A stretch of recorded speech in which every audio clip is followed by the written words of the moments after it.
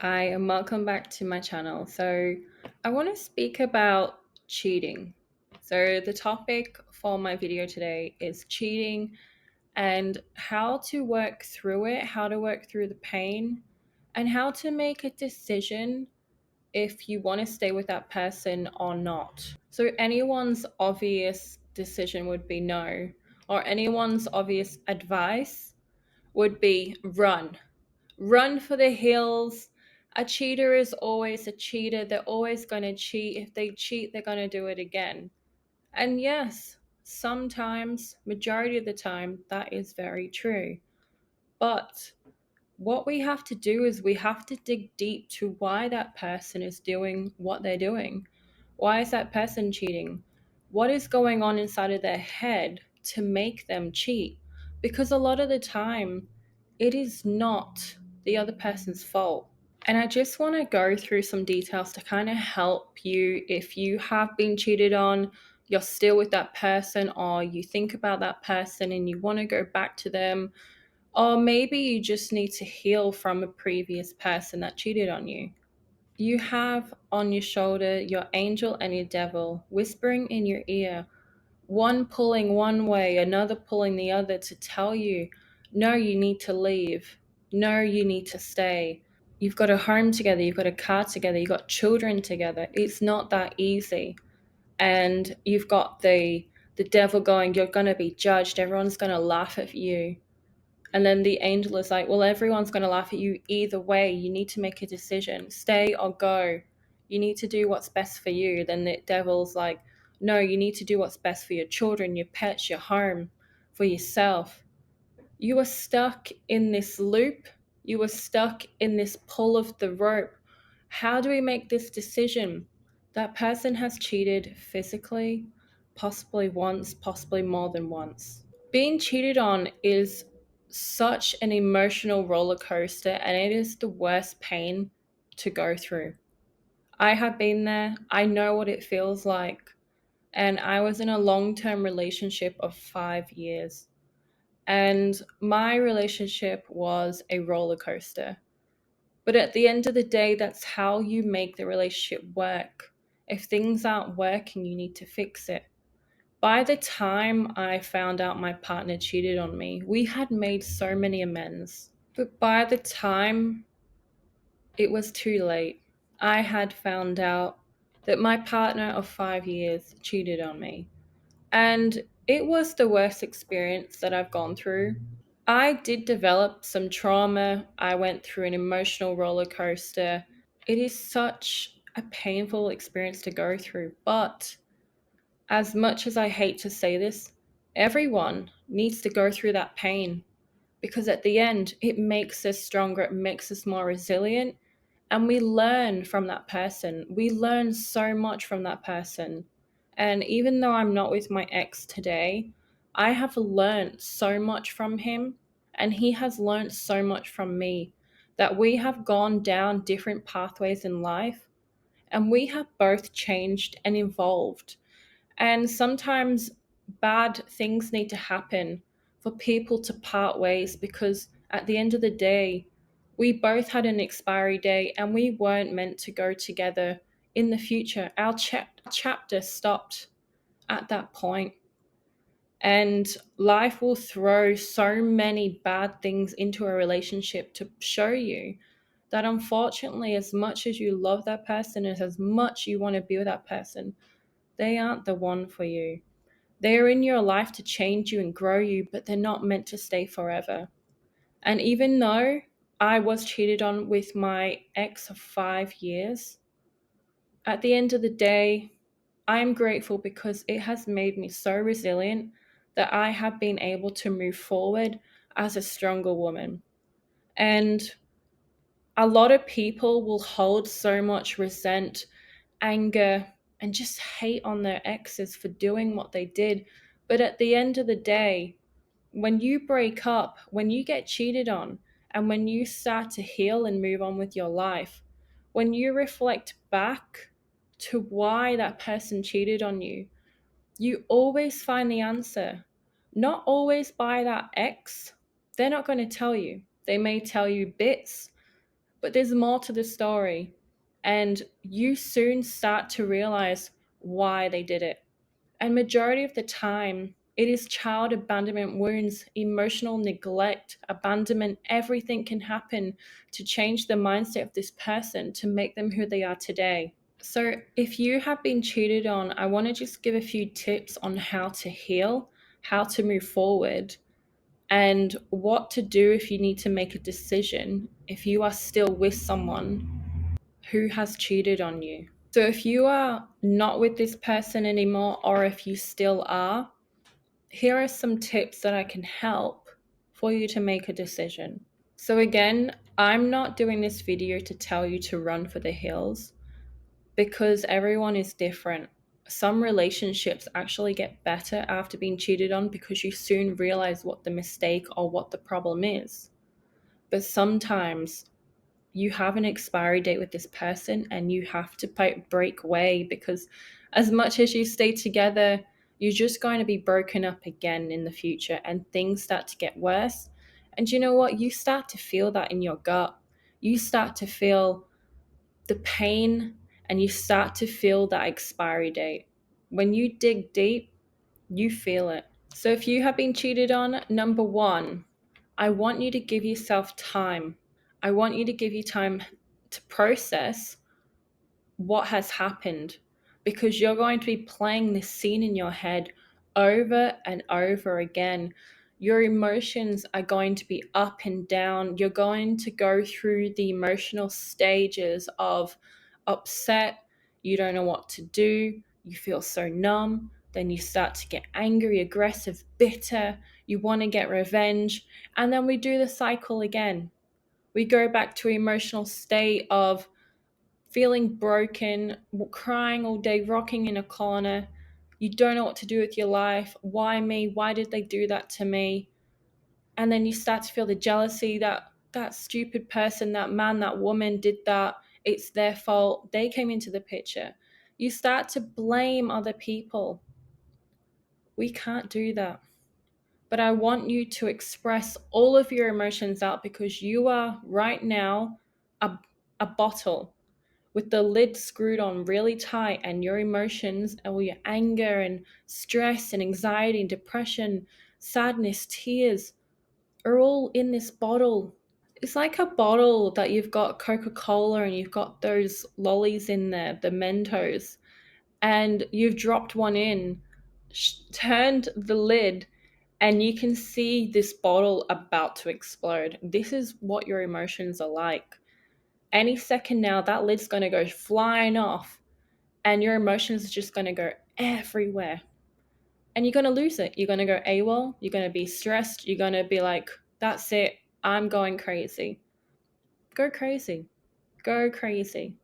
But not out in society. Do it in a quiet space. Punch a pillow. Scream. Scream your lungs out. Express. Get all the emotions out.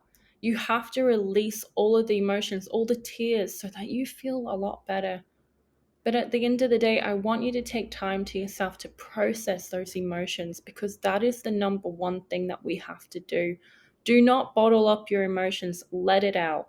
As much as we want to make decisions based on anger and revenge, we kind of have to take a step back, because that can really cause a lot of issues.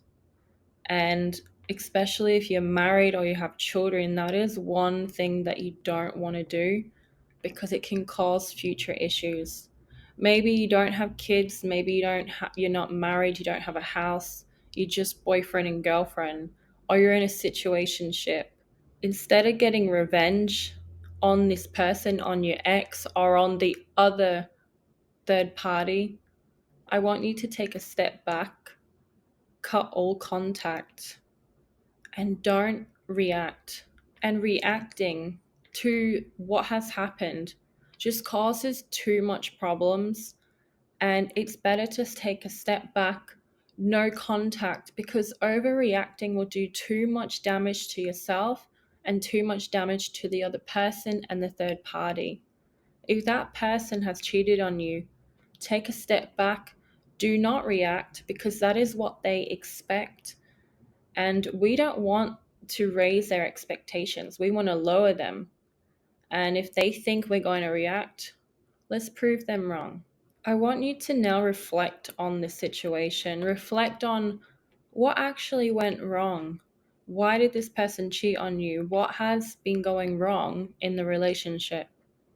And when we reflect, we don't let our emotions get above us. We bring them down and we just reflect what has happened. Why did they do it? Is there anything that we can do? Is there a way to fix this? Is this relationship worth saving? If you have children, if you have marriage, then that is something you want to dive deep into because it's not something you can easily walk away from. But if you're not in a relationship or you're in a situationship or you're not married, then this can be a little bit more easier to make a decision. You can be like, what are my values? What boundaries did they step over? And can I walk away and find someone better? If you do have a lot of commitments to each other, you are married, you have children, and it's a bit harder to just walk away, it's really good to ask yourself some questions. Can this relationship be fixed? Can I trust this person again? Are they the right person for me? Did they cheat more than once? We have to ask ourselves so many questions. Deep down, you need to trust your intuition because your intuition will give you the answers straight away. You need to ask it to yourself. We love to ask people around us, what shall I do? He's done this, this, this. She's done this, this, this. I've got kids with this person. I've got a house with this person. Or I've just met this person and, they were the love of my life 6 months, a year, 2 years in, and they've done this. Is this person right for you? Yes or no? We need to ask ourselves yes or no answers, not maybe, not I'll think about it. It's a yes or no. Life is so short and you don't want to spend it with the wrong person. And if you feel that this person is not for you, then they are not for you. You will feel that in your heart. You will feel that in your intuition. When you ask yourself those questions, can I trust this person again? You may be thinking, I don't know, Laura, I don't know. I think he's only cheated on me once, but he might have cheated on me 10 times. I don't know. A lot of the time when someone will cheat, they leave breadcrumbs. And you may not find them breadcrumbs straight away, but in time. Every man, every woman, they're not that clever. When you're going to cheat numerous times in a relationship, they're going to mess up very soon. They're going to mess up. They can't be perfect forever. Sooner or later, you will find out. No matter what, you will always find out. So at the end of the day, it is up to you to make that decision. If you want to stay, stay. If you can trust them, do it. If you want to save your marriage, do it. If you have kids, do it. But it's down to you. It's really hard when you have children because you want to have that mother, father, and you want to have that happy family, and you don't want people around you to judge you when you go to school, or when you don't want just friends and family to judge you like, oh, our relationship's broken, oh, we have to file for divorce, when we're another one of them families that are going through the divorce rate. We could just fix it. But at the end of the day, you have to put your happiness first. And as much as you want to put your kids first, you have to put yourself first. My parents were together for 24 years, and I could see that my parents weren't happy. And even though I was a little bit older than being a teenager, I was in my early 20s. And as much as I didn't want my parents to break up, I didn't want them to get a divorce. I didn't want them to break up and break up the family. But at the end of the day, we see what goes on in the household. We feel the energy, we feel the distress. And you need to think about, is that the sort of relationship you want to project onto your children, that you're going to be fighting 24/7? Because when that child grows up, they're going to mirror what you are doing. So you kind of have to put in perspective of your children as well. Do you want them to see what you're like? Or would you rather split on good terms and show them that two parents can still love each other, but they can't live together, they can't be together, and they can still have a happy family? So then that will project onto the children. So then they can mirror that. If anything happens in their relationships, they're not going to fight and argue and cause so much drama. They're going to understand because they're going to want best for you as well. And lastly, another point, I want you to envision long term. I want you to envision your goals and your future. Whether you decide to stay or go, it's about your life and the long term, not the short term. If you want to stay in this relationship with this person, it takes two to tango. So that person may have cheated on you and they are coming back to you groveling, saying, please let us work. Do you feel that's going to work? Do you honestly feel that? Can it work? Can you try? You may be thinking, well, I can't, Laura, because the emotions, the pain, the hurt is too strong right now. That's fine, because that is your time to take a break, take a step back, and reflect on what you truly want. If being cheated on is too much, then so be it. But you need to understand this is your decision only. This is your decision, not anyone else's. There could be a lot of third parties involved, children, family, friends, but it is your life. You need to decide. And how I spoke to this girl who needed advice, that her husband was cheating multiple times, but she still loved him. She still wanted to be with him. I had explained to her, if you truly want to work with your husband and he's cheating on you multiple times, you need to dig deep into the reason why he's doing that. What is the reason that this person is cheating on you? Does he have a lot of issues that happened in the past as a child? One thing I like to give advice to people when you start out a relationship is first get to know the person, first get to know what their childhood was like. What was their relationship like with their mom and dad, their siblings, their family, how they treat people. And you soon get the idea of what sort of person this is and what sort of problems that may pop up in the future. And usually when you get your first red flag in the start of the relationship, that tends to be the red flag that will constantly pop up in the relationship or marriage. Not 100% all the time, but with my experience and reflecting back, it has happened a lot. So some advice from me: go inwards and decide what is best for you. Obviously, I'm not going to tell, you're probably seeking an answer. Laura, just tell me to walk away. I could tell everyone to walk away from their relationship and just be single and enjoy life because that is just so better. But it is down to you to make that decision. Go backwards into their childhood to see what happened. Did they get neglected as children from their father, their mother? Every person is different. Something would have happened in their past to make them who they are today. So it's something that we have to dig deep into. I hope this was really helpful. I will be going more into cheating or why they do it and more tips in other videos because I can't get everything into this video. Otherwise, it's going to be a very long video. Thank you.